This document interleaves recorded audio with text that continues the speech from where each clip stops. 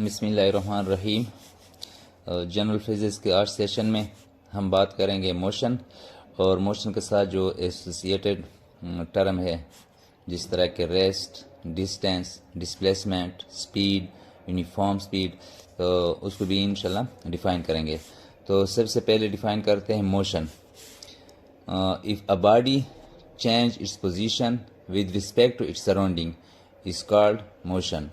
اگر کوئی باڈی اپنے سراؤنڈنگ کے حوالے سے اپنی پوزیشن تبدیل کرتا رہتا ہے تو ہم کہتے ہیں کہ یہ باڈی موشن میں ہے۔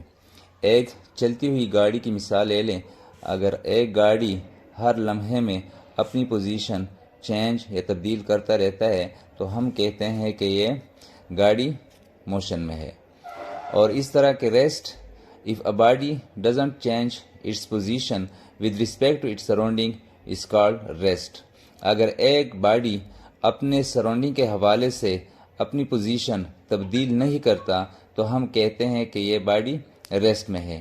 ایک ٹیبل کی مثال لے لیں۔ اگر ایک ٹیبل ایک جگہ پہ پڑا ہے تو وہ ادھر ہی پڑا رہے گا جب تک ہم اس کو اٹھا نہ لیں یا اس کو دھکا نہ دیں، تو ہم کہتے ہیں کہ وہ ٹیبل ریسٹ میں ہے۔ اور اس کے بعد ہے ڈسٹینس اور displacement. Distance, the length of the path between 2 points or the length of the path other than displacement is called distance۔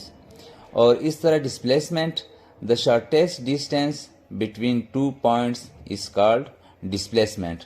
اب ڈسٹینس اور ڈسپلیسمنٹ جو فرق ہے، میں نے جو فگر دیا گیا ہے اس سے آپ کو واضح ہو جائے گا۔ اب ایک پوائنٹ اے ہے اور دوسرا پوائنٹ ای۔ پوائنٹ اے سے اور پوائنٹ ای تک مختلف راستے ہیں، لیکن جو شارٹیسٹ پاتھ ہے یعنی اے سے ای، اس کو ہم نام دیتے ہیں ڈسپلیسمنٹ، اور اس دو شارٹیسٹ ڈسٹینس کے علاوہ جتنے بھی راستے ہیں اس کو ہم دیتے ہیں نام ڈسٹینس کا۔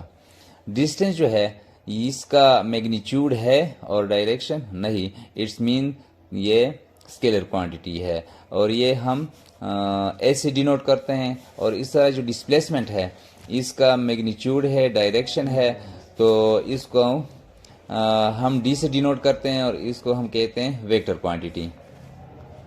اور اس کے بعد آتے ہیں اسپیڈ۔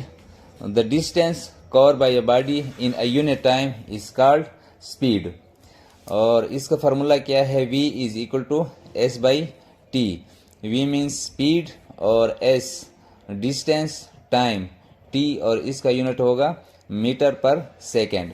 ڈسٹینس بھی اسکیلر کوانٹٹی ہے اور ٹائم بھی scalar quantity, it means speed بھی اسکیلر کوانٹٹی ہوگا۔ اس کے بعد ہے uniform speed. F equal distance covered by a body in equal interval of time is called uniform speed۔ ہم مثال لیتے ہیں ایک گاڑی کا۔ اگر ایک گاڑی 100 کلومیٹر پر ہاور سپیڈ سے جاتی ہے تو نیکسٹ ہاور میں بھی اس طرح 100 کلومیٹر پر ہاور سپیڈ سے جاتی ہے، تو ہم کہتے ہیں کہ اس کی سپیڈ یونیفارم سپیڈ